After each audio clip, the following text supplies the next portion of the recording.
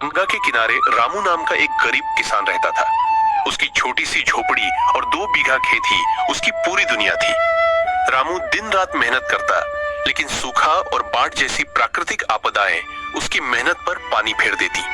उसकी पत्नी सरिता और 2 छोटे बच्चे मंगल और राधा उसका हौसला थे, पर गरीबी ने उनके सपनों को जैसे जकड़ रखा था। रामू का खेत बंजर होने की कगार पर था।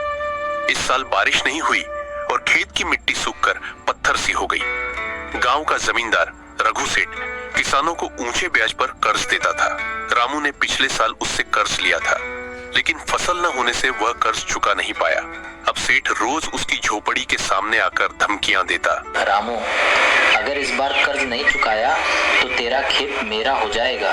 रामू रात रात भर जागता, सोचता कि बच्चों का पेट कैसे भरेगा। सरिता भी चुपके चुपके आंसू बहाती, पर उसे हिम्मत देती। एक दिन गांव में एक नया मेहमान आया, एक कृषि वैज्ञानिक डॉक्टर अविनाश।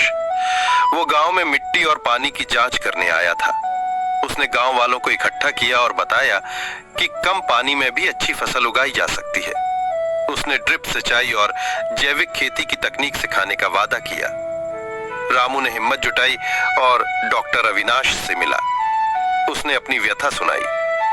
डॉक्टर अविनाश ने उसकी बात ध्यान से सुनी और कहा, रामू, तुम्हारे खेत में अभी भी जान बाकी है, मेरे साथ मिलकर काम करो। रामू ने उनकी बात मान ली। उसने अपने खेत में जैविक खाद डाली और गांव के तालाब से पानी लाने के लिए छोटा सा नाला बनाया।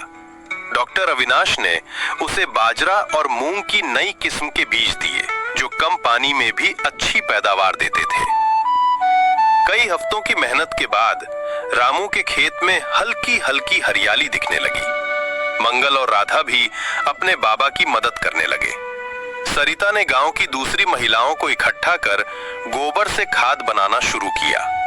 धीरे धीरे रामू का खेत लहलहाने लगा। इस बार फसल इतनी अच्छी हुई कि उसने न सिर्फ अपना कर्ज चुकाया, बल्कि कुछ पैसे भी बचा लिए। रघु सेठ को रामू की तरक्की देखकर जलन हुई, लेकिन वो कुछ कर न सका। गांव वाले अब रामू को इज्जत से देखने लगे। डॉक्टर अविनाश ने रामू को गांव का किसान नेता बनाया, जो दूसरों को नई तकनीक सिखाता। रामू की मेहनत और हिम्मत ने न सिर्फ उसका घर बचाया, बल्कि पूरे गांव को नई राह दिखाई। उसकी झोपड़ी में अब हंसी गूंजती थी और उसके बच्चे स्कूल जाने लगे। गरीब किसान की मेहनत ने आखिरकार रंग लाया।